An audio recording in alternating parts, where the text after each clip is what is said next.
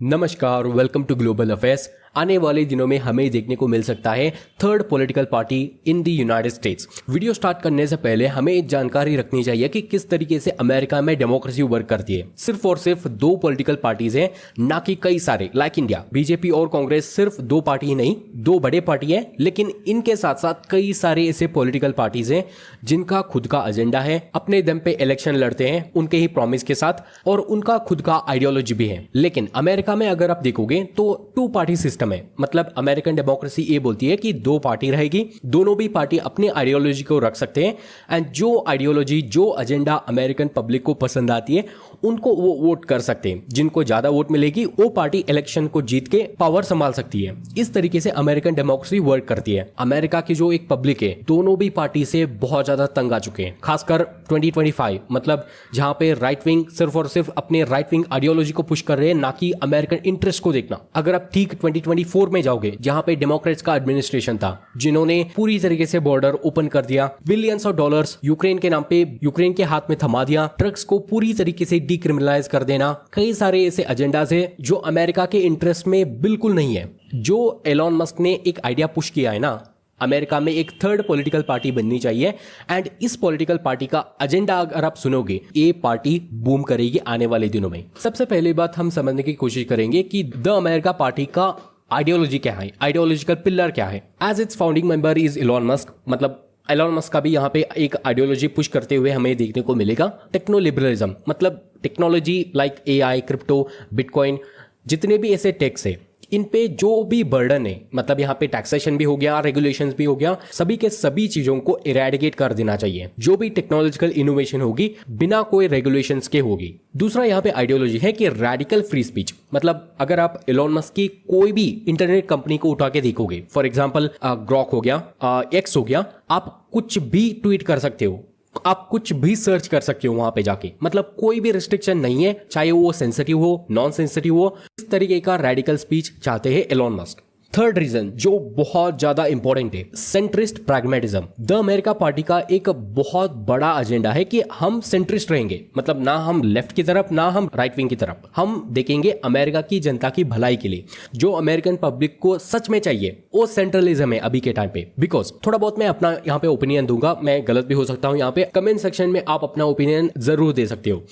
अगर आप cold war के टाइम पे अमेरिकन डेमोक्रेसी को फॉलो करोगे, कई सारे एडमिनिस्ट्रेशन को बारीकी से देखोगे, तो यहाँ पे चाहे वो डेमोक्रेट्स हो चाहे वो रिपब्लिकन्स हो, उतना ज्यादा अपना आइडियोलॉजी को पुश नहीं करते थे। मतलब हर वक्त अमेरिका को प्रायोरिटी देते थे। जो आइडियोलॉजी अमेरिका को बेहतर बनाएगी उस आइडियोलॉजी को पुश किया जाता था, ना कि अपनी पॉलिटिकल आइडियोलॉजी को बढ़ावा देना। लेकिन जैसे 1991 में कोल्ड वॉर खत्म हो गई, आफ्टर सोवियत कोलैप्स, अमेरिका में जो राइट विंग पॉलिटिकल पार्टी है, उनका एक प्राइम एजेंडा बन गया राइट विंग आइडियोलॉजी को पुश करो। मतलब वो अमेरिका को फेवर करे ना करे वो अलग बात है, लेकिन अपना आइडियोलॉजी को प्रायोरिटी दो। उसी तरीके से डेमोक्रेट्स भी अपना जो भी एजेंडा है, अपना जो भी लेफ्टिस्ट आइडियोलॉजी है, उसको पुश करते जाओ।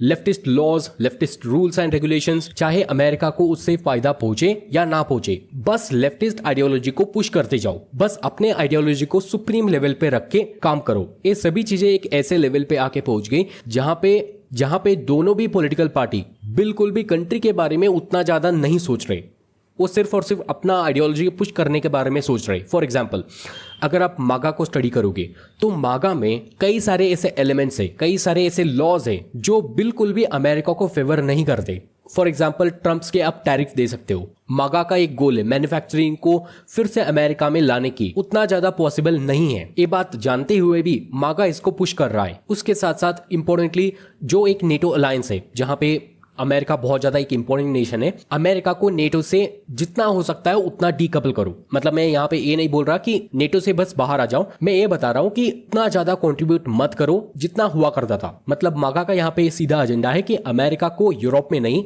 चाइना के ऊपर अभी फोकस करना चाहिए इन साउथ एशिया। अगर आप ठीक उल्टा डेमोक्रेट्स को देखोगे तो उनका अभी भी कंसंट्रेशन है रशिया के ऊपर। मतलब रशिया का मतलब है नेटो के थ्रू रशिया पे प्रेशर बिल्डअप करना। उसी का तो एक नतीजा है रशिया यूक्रेन वॉर। उसके साथ साथ इमिग्रेशन के नाम पे पूरा बॉर्डर ओपन कर दे रहे। बाइडेन के एरा में देखोगे तो it's about a range of 5 to 10 million illegal immigrants enter हुए थे अमेरिका में। एंड ड्रग्स का जो एक डिक्रिमिनलाइजेशन है बहुत ज्यादा हर्ट करेगी अमेरिकन यूथ को। लेकिन डेमोक्रेट्स इसको बिल्कुल नजरअंदाज कर दे रहे हैं। तो ये सभी चीजें हैं दोस्तों जो सिर्फ और सिर्फ पार्टीज के एजेंडा को हम फेवर करते हुए देख सकते हैं मोर देन नेशनल इंटरेस्ट। किसी ना किसी दिन अमेरिकन पब्लिक भी इससे तंग आके एक थर्ड पॉलिटिकल पार्टी की मांग रखेंगे।